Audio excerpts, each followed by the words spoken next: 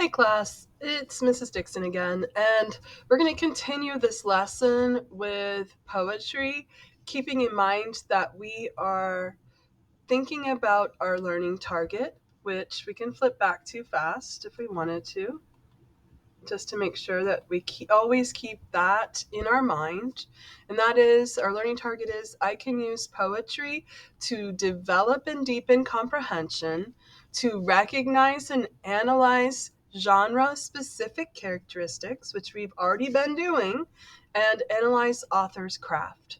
So right now, we're going to put on a different lens, and that lens is going to be where we're going to recognize and analyze genre-specific characteristics, and we're going to also analyze author's craft right now. So let me get back to that spot. But before I do this, let me remind you of our language objective, which is I can write to take notes on specific types of writing like poetry. So here we go. Hopefully this went well, where you even checked yourself because I did include a slide where you can check yourself to see how you did on the elements of poetry.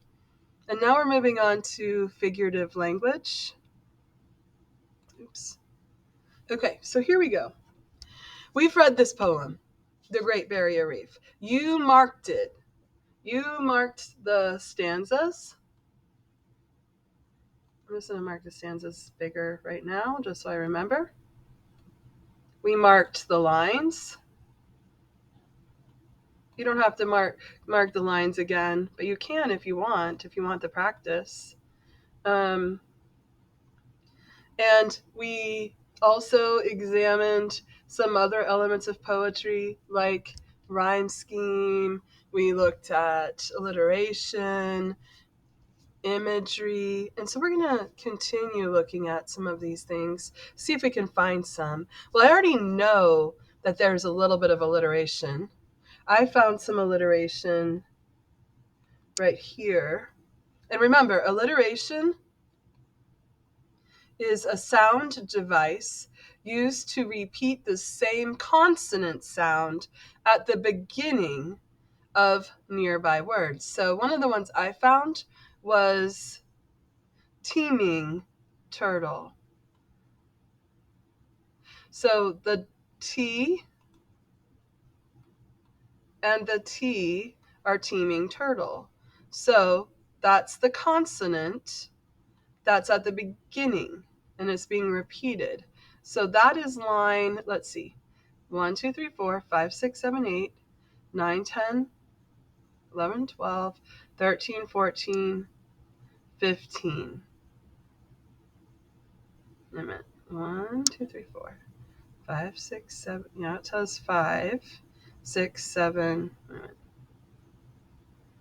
1, 4, 8, 12, 13, 14, 15. That's line 15. I'm going to write line 15 over here. The line 15 is an example of alliteration. And so I want you to look through this poem with the lens of figurative language and see if you can find examples. And then I want you to write over on this anchor chart which example you have found. So like this was alliteration. I'm just going to write an A up here. There might be more alliteration in there. You can add those there. An assonance is a sound device used where they repeat the same vowel sound. So you might look for some of those. Sensory language, words that appeal to the 5 senses. Personification is when you give human qualities to things that are not human. And we always have our simile, which is a comparison with like or as, and a metaphor, which is a comparison without like or as. It's a little more tricky to find and even identify. Good luck. After you finish, you can check yourself. I'm going to put my own copy on the next slide so you can check yourself. And we'll have one more activity before this lesson is over.